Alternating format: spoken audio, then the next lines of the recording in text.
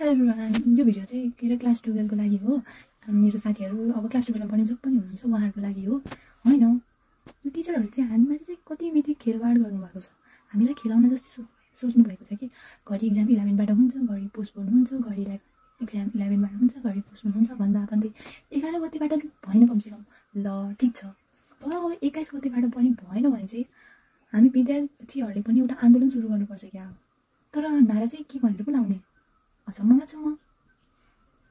के अरे एउटा दिमागले सोचेँ कि अब त पढ्नुपर्छ भनेर 11 गते चाहिँ 11 गते इक्जाम भनेर चाहिँ 10 गतेबाट पढ्न थालेको थियो। मेरो इङ्ग्लिसको थियो नि त सुरुमा, सो त्यही भएर चाहिँ पढ्न थालेको। अनि त फेरि इक्जाम त पोस्टपोन हुने भयो, बन्द फेरि इक्जामको अगाडि दिन 10 गते। हाम्रो चाहिँ खेलाउन जस्तै सोचिरहेको छ कि घरि हुन्छ, घरि हुन्न, घरि हुन्छ, घरि हुन्न। एकैचोटि भएन भने चाहिँ इक्जामै नगरेर राम्रो ठिक हुन्छ है। कि सरकार छिटो माग पुरा गरिदियो कि शिक्षकहरूले चाहिँ अब माग पुरा गर्दैन हाम्रो सोचेर आउनुहोस् कि तपाईँहरूलाई हुन त तपाईँहरूलाई पनि चाहियो। तपाईँहरूको तलले बसेको हुनु त मलाई त्यो विषयमा चाहिँ केही थाहा छैन, म बोल्न पनि चाहिनँ। अनि चाहिँ के कुरामा मलाई चाहिँ नराम्रो लाग्यो भन्दा चाहिँ किन त्यस्तो रेस्पेक्ट गर्ने टिचरहरूलाई चाहिँ किन लट्ठीले कुटेर पानी फाल्यो उहाँहरूमाथि। उहाँहरूको चाहिँ के गल्ती थियो त्यो पनि खुलाइदिनु पर्छ। सरकारले पनि उहाँहरूको माग चाहिँ छिटो पुरा गरिदिनु पर्ने। खै घरि के भन्छन्, घरि के भन्छन्, घरि के भन्छन्, घरि के भन्छन्। त्यो पढेको कुरा चाहिँ बिर्सिन लागिसक्यो हामीले चाहिँ। अब लास्ट अप्सन चाहिँ के हो कि इक्जाम नगरिकन पास गरिदेऊ। अब चाहिँ इक्जाम हुँदैन भन्यो क्या, बरु भन्नुहोस् कि बरु यो चाहिँ मेरो रिक्वेस्ट छ कि तपाईँहरूलाई। इक्जाम अब 21 गतेबाट भएन भने चाहिँ इक्जाम हुँदैन भनिदिनुहोस् कि 21 गतेबाट सुरु इक्जाम ल्याउनुहोस्, त्यहाँबाट चाहिँ नसार्नुहोस् है। अब कतिजनाको चाहिँ यहाँ के भएको छ भन्दा चाहिँ धेरैजनाको समस्या छ। अब इक्जामको सेन्टर छुट्टै ठाउँमा पर्छ कसैको। अनि उहाँहरूले चाहिँ के भन्नुभएको छ भन्दा चाहिँ उहाँहरूले चाहिँ भाडा ठिक्क ल्याएर आउनुहुन्छ। अब उनीहरू चाहिँ रिच फ्यामिली अथवा मिडल फ्यामिलीबाट छ भने ठिकै छ, पैसा दिन सक्ला। तर चाहिँ जो पोर फ्यामिलीबाट बिलोङ्स गर्छ नि त्यसको चाहिँ कसले दिने त्यो पैसा? कसले? सरकारले तिर्छ कि टिचरले तिर्छ?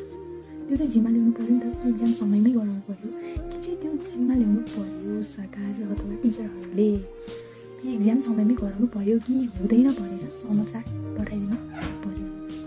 अनि अरू चाहिँ के छ भन्दा चाहिँ अझै त्यस्तो केही भन्नु छैन। सो यो कुरा चाहिँ ध्यान दिनु होला कि माग पुरा गरेको होला। मलाई चाहिँ लाग्छ 21 गतेबाट पनि इक्जाम हुँदैन सर्जन लागेको छ।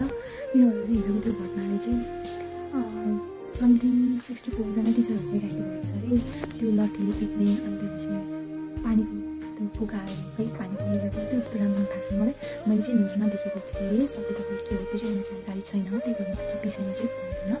अनि अर्को चाहिँ मलाई के लागेको छ भन्दा चाहिँ प्लिज मैले चाहिँ रिक्वेस्ट गरेँ, धेरै रिक्वेस्ट गरेँ, please please please please please हाम्रो भविष्यमाथि चाहिँ खेलवाड चाहिँ नगरिदिनु होला टिचर अथवा सरकारहरूलाई चाहिँ एकदम ठुलो रिक्वेस्ट गरेको छु मैले चाहिँ।